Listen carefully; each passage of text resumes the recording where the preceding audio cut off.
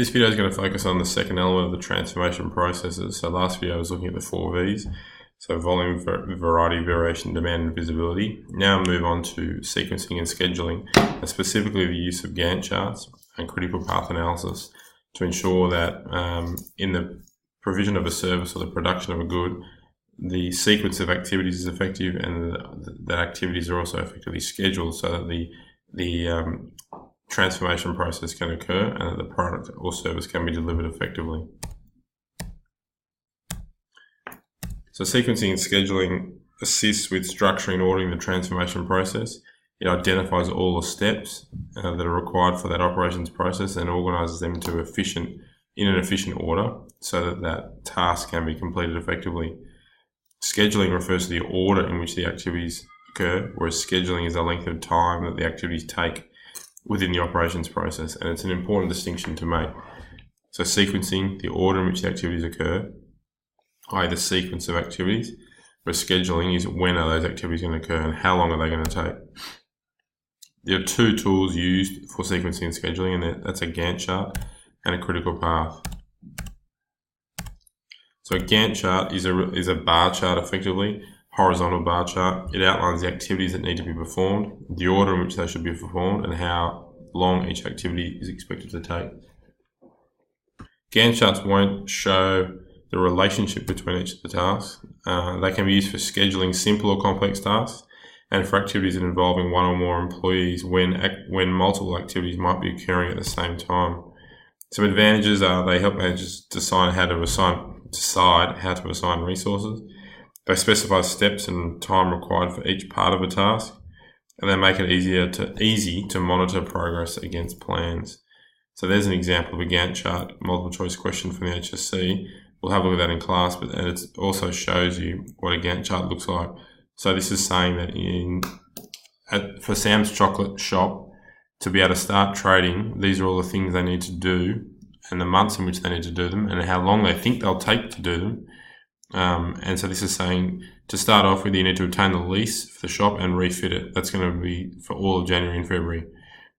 Then there need to be a purchase of stock so that Sam's Chocolate Shop can open in June, end of June. This can happen after the refit of the shop has commenced, but it doesn't have to wait until the refit of the shop has finished for that to start.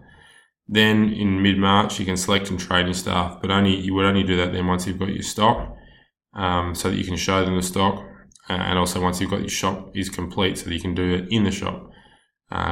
Advertising campaign can start while you're selecting and training your staff, can currently happen, and then you can commence trading at the start of June while advertising is going on, but you've finished selecting and training your staff.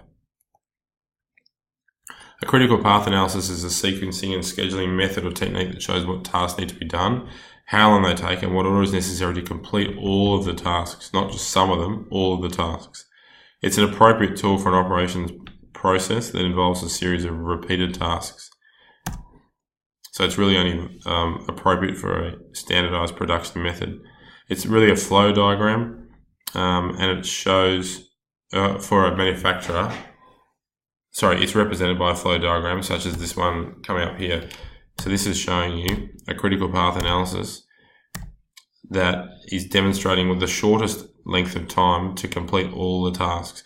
But the important thing is all the tasks, because if you go the shortest route to get from quality test flow materials here across the dispatch here, if you go the shortest time, that's not allowing enough time for all tasks to be completed. So for example, if you started here at quality test flow materials and then you went down here to design the circuitry, and that's 3 days so far, then you go up to the assemble the circuitry for another 5, so you had 8 days.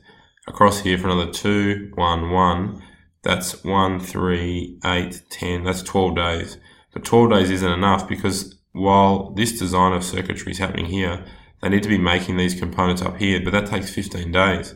So if we go this way, in terms of working out time, the critical path is not going to allow enough time. So the shortest length of time to complete all the tasks is actually to go this way, up to make the components. You can either go, it doesn't matter, you can go either way, paint the components, and along that way. and it'll be 1 plus 15 is 16, plus 1 is 17, plus 2, 19, 20, 21. So the shortest time is actually 21 days. There's an HSC question we'll go through in class to show that.